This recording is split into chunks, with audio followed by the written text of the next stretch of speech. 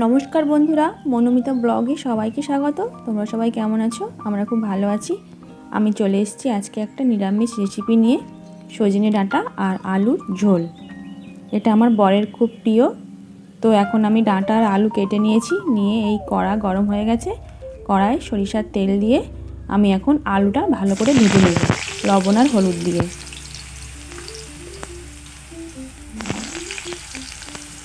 তো আমার বন্ধুরা, তোমরা সব প্রথম থেকে শেষ অবধি ভিডিওটা দেখো। একদম ছোট্ট একটা রেসিপি, আর তোমরা সবাই পাশে থেকো, সঙ্গে থেকো।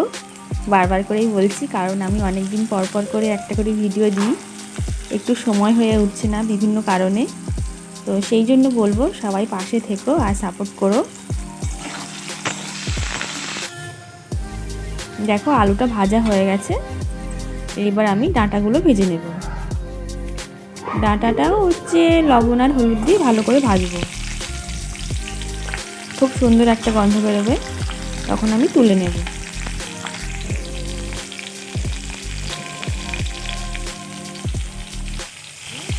আসলে আমার মা না থাকলে আমি ভিডিও করতে পারি না, মানে খুব কষ্ট হয়। তার জন্য মনটাও ভেঙে গেছে ভিডিওটা করার। মা বারবার করেই ফোন করে বলছে যে ভিডিও কর, একটা দুটো করে ভিডিও কর। যে যার যার সঙ্গে দেখা হচ্ছে সবাই বলছে কী ব্যাপার, ভিডিও দিচ্ছ না? তো সেই জন্য আমি আমার মায়ের জন্য আমার ভিডিওটা বানানো। এইবার কড়াইতে যে তেল ছিল, আমি আর একটু তেল দিয়েছি। তেলটা গরম হয়ে গেছে, 5 ফোড়ন দিলাম। এবার একটা তেজপাতা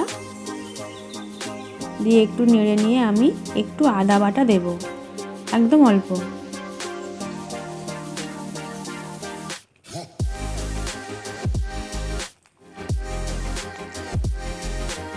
আদা বাটা দেওয়ার পরে একটু নেড়ে নিয়ে আমি টমেটো কুচি দেব।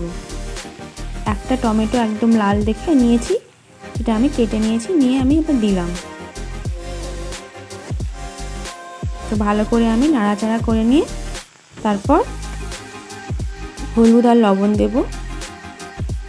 এখন আমি লবণ দেব। লবণ দিলে টমেটোটা একদম গলে যাবে, তাহলে খুব ভালো হবে।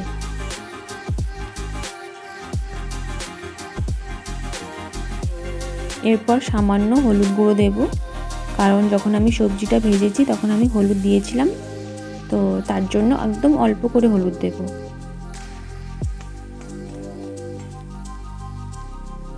হলুদ দেওয়ার পরে কিছুক্ষণ আমি নেড়ে নেব। নেওয়ার পর ভেজে রাখা সবজিগুলো ওর মধ্যে দিয়ে দেব।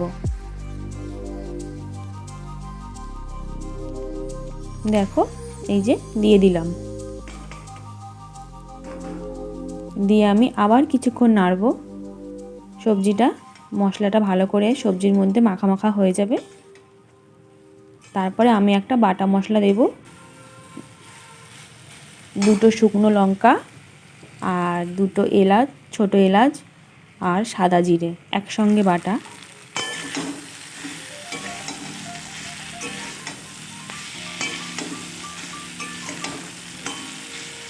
এখানে সবজিটা আমার সেদ্ধও হয়ে গেছে।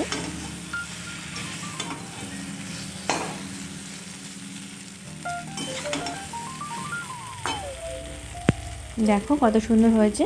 এইবার আমি এই বাটা মশলাটা ওর মধ্যে দিয়ে দেব। খুব সুন্দর একটা স্মেল বেরোচ্ছে।